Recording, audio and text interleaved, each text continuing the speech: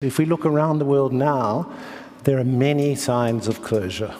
Walls are being constructed, there are many policy measures being taken by many governments, closing borders to persons, closing borders to goods. I wonder if I may ask how you see all this. See, yes, it's true, you're seeing that as a global situation. But we need to understand this, bringing down walls without bringing down economic disparity is not going to work.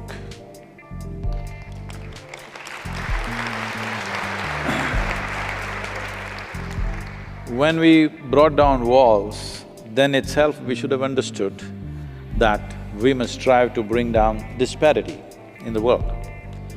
No man or woman wants to leave their home and go somewhere else to some strange land and live there just for survival. Nobody wants to do that.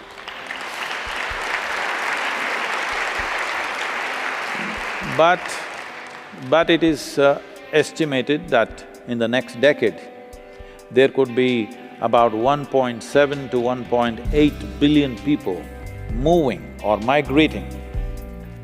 When that many people start migrating, your wall is not going to work anyway. Wall will work when they're in a few thousands, maybe a million, but when they go to a billion, your wall is not going to work, it's going to be a tragedy, because now you see a stream of people coming. Well, can every nation just open up its borders and say, welcome, live on the streets? Not possible, yes?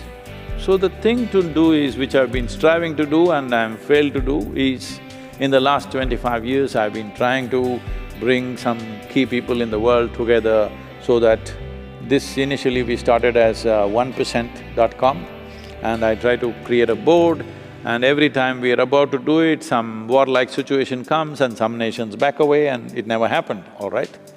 The idea was just this, 1% of what we invest in our defense forces, as we call them, arms and armaments, what we invest, if we contribute and we institute a board of people who are from responsible businesses to be given as soft loans to these businesses to start enterprises in impoverished societies where it's not profitable to do business. A business will naturally try to do business where it's most profitable. You cannot ask them to go and do business somewhere in one corner of Asia or Africa because they are looking at their profitability. Essentially, this attitude is because money is expensive. The money is expensive.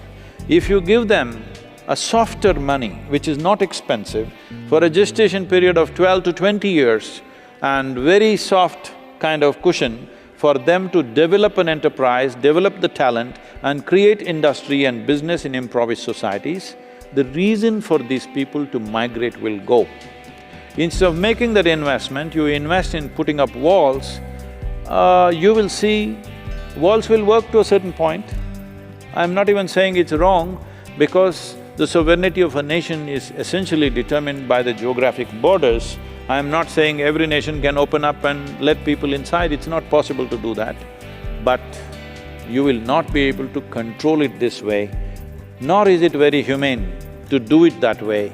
So the only way is, in some way we must see how economic disparity is lowered. We cannot level it absolutely, it's very, very far away, leveling it. But if we strive in the next 10 years, if there's enough investments going into various parts of the world from where people are migrating, if you start businesses there, if you start enterprises there, if you start economic activity there, then the need for them to go elsewhere to make a living could be reduced and migrations could be controlled, because nobody wants to leave their homeland if they can make a living there.